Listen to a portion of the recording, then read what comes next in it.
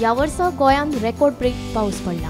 आतां मेरेन पावसान जायते विक्रम तयार केल्यात। देखीक जुलय म्हयन्यात पडिल्लो 124 वर्सांतलो सगळ्यांत चड पावस। आयज पावसान आनीक एक रिकॉर्ड केलो।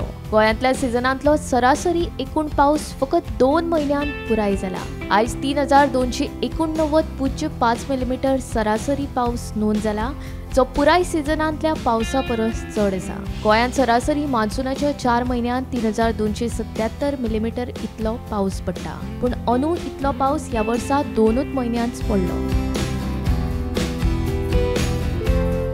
मॉन्सून सिजनांतले फकत 66 दीस पुराय जाल्यात आनी 56 दीस अजून बाकी आसात। तज्ञांच्या मता प्रमाण ह्या वर्सा सरासरी पावस 4000 मिलीमीटर परस चड जावपाची शक्यताय आसा, जो आनीक एक विक्रम आसतलो।